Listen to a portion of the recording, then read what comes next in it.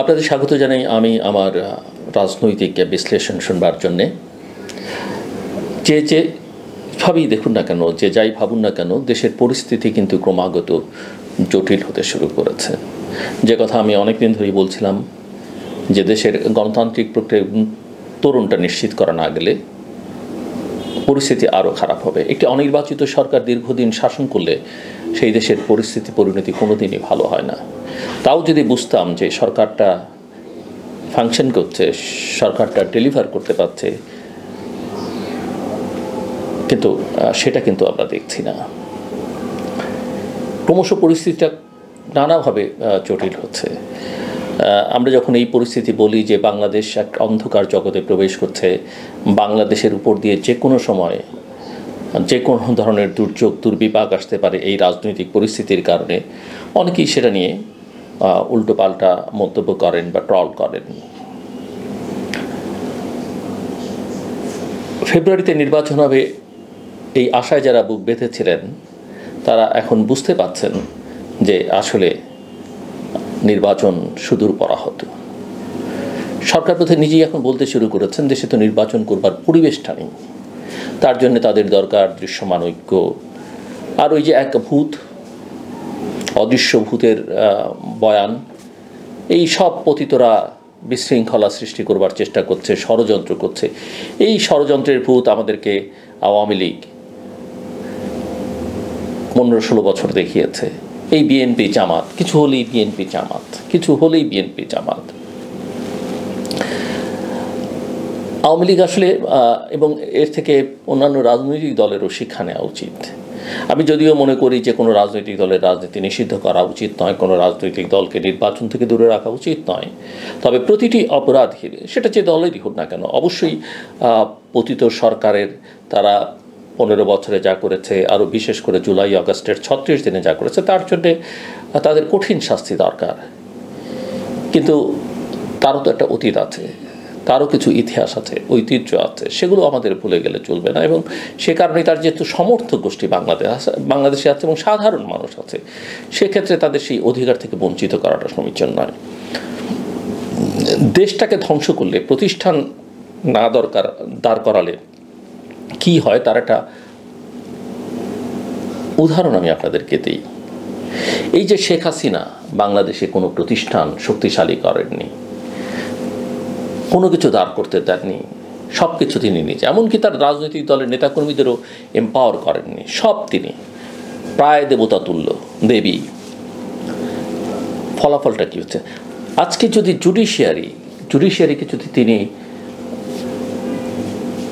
নিয়ন্ত্রণ না করতেন এবং জুডিশিয়ারি যদি একটা শক্ত সামর্থ্য অবস্থানে স্বাধীনভাবে কাজ করত, এই ট্র্যাডিশন, এই লিগ্যাসি যদি তার থাকতো, আমার ধারণা আজকে কিন্তু আওয়ামী লীগ দল হিসেবে তার এই যে রাজনৈতিক কার্যক্রম নিষিদ্ধ, স্থগিত বা নির্বাচন করতে পারবে কি পারবে না, এই সব জায়গায় তারা একটা রিলিফ পেতে পারতেন।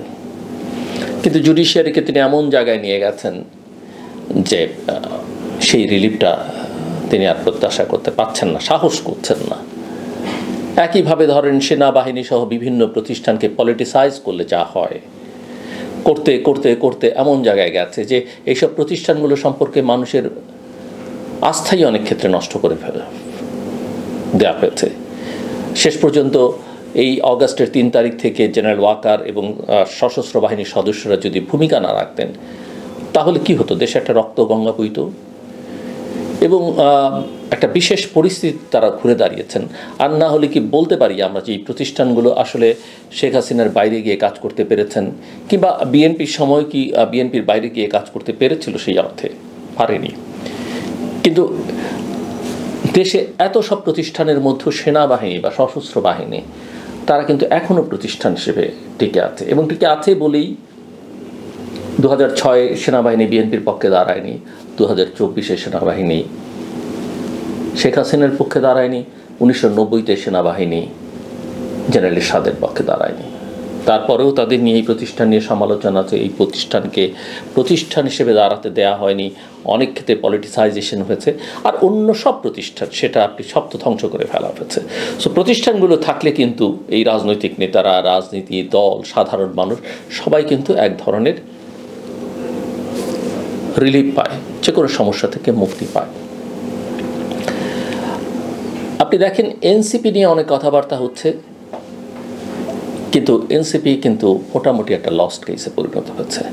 এর দায় আমি যতটা না এনসিপির তার চাইতে দেব এনসিপির পেছনে থাকা এবং উপদেষ্টা পরিষদে থাকা, এমনকি সরকার প্রধান নিজেও তাদেরকে যেভাবে ডিরেইল করেছেন তাদের সম্ভাবনাকে, তার দায় তাদের।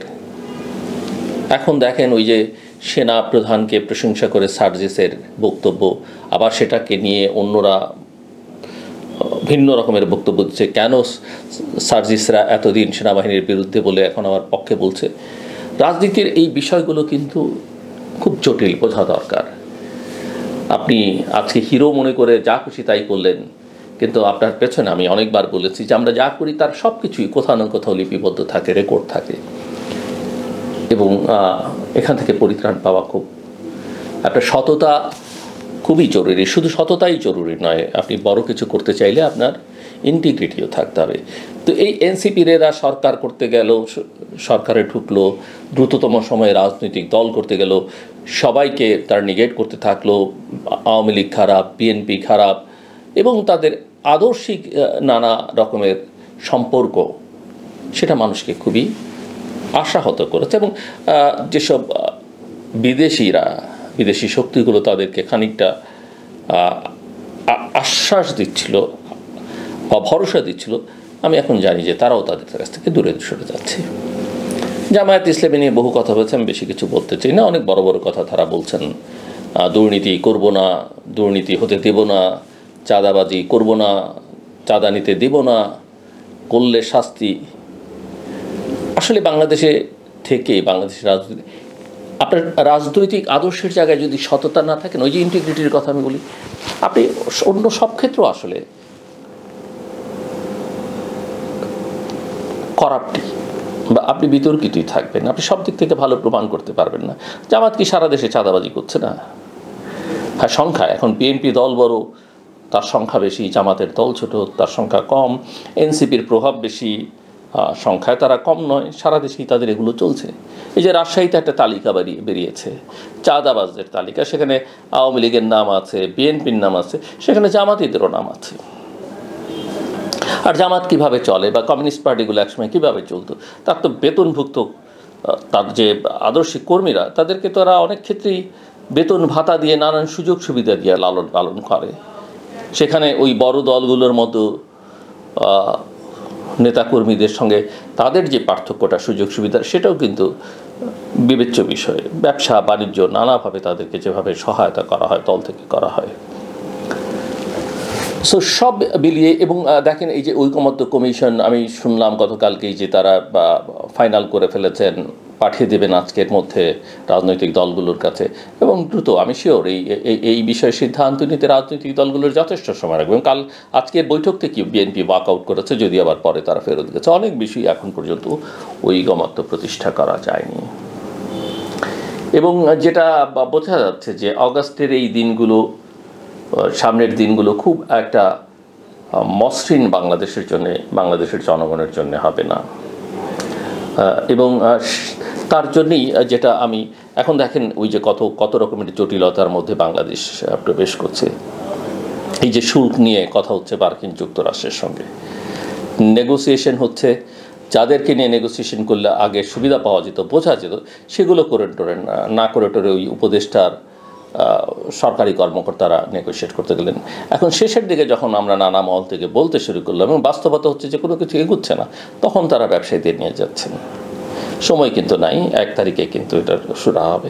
এরই মধ্যে অনেক রকমের কথা দিতে হচ্ছে, কি পরিমাণ ওই যে ট্রেড গ্যাপ কমাবার জন্য কি পরিমাণ গম আপনাকে যুক্তরাষ্ট্র থেকে আমদানি করতে হবে। আপনি এখন 25টা বোয়িং কিনবেন। হ্যাঁ, আগের সরকার মোটামুটি 14টা কেনার অঙ্গীকার করেছিল, এখন সেটাকে আপনি 25-এ নিয়ে যাচ্ছেন। এখন এত অর্থ, এত বাস্তবতা আছে কি না, আর আপনি কি কেবলমাত্র চাপে পড়ে সেটা করছেন কিনা, সেটাও কিন্তু দেখবার বিষয়।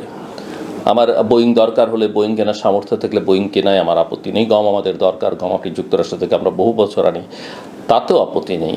কিন্তু কথা হচ্ছে আপনি কেন করছেন, কতটা আন্তরিকভাবে করছেন, সেটা কিন্তু বোঝা দরকার। তো সামগ্রিকভাবে যেটা লক্ষ্য করা যাচ্ছে যে পরিস্থিতিটা বাংলাদেশের একেবারেই নিয়ন্ত্রণের বাইরে চলে যাচ্ছে, এবং এটা আমরা বুঝতে পারি আর না পারি, আমাদের আসলে একটাই সমাধান আমি দেখি, যত দ্রুততম সময়ের মধ্যে বাংলাদেশ নির্বাচনী প্রক্রিয়ার মধ্যে প্রবেশ করবে। যদি আমি মনে করি এই সরকারের পক্ষে নির্বাচন করা সম্ভব না, তারা নির্বাচনের তারিখ দিল শেষ পর্যন্ত শুরু করতে পারলেও শেষ করতে পারবে বলে আমার মনে হয় না। সরকারের নিরপেক্ষতা এবং সক্ষমতা দুটোই প্রশ্নবিদ্ধ। তারপরও যে কোনোভাবেই হোক এটা অবাধ, সুষ্ঠু, গ্রহণযোগ্য, অংশগ্রহণমূলক নির্বাচন আমাদের জরুরি, অন্তর্ভুক্তিমূলক নির্বাচন, এবং সেটা যত দ্রুত করা যায়, যেই প্রক্রিয়া করা যায়, মূলত জাতীয় ঐকমত্যটা এই জন্য দরকার। আমার কথা শুনবার জন্য অসংখ্য ধন্যবাদ। আপনাদের সবার জন্য শুভকামনা।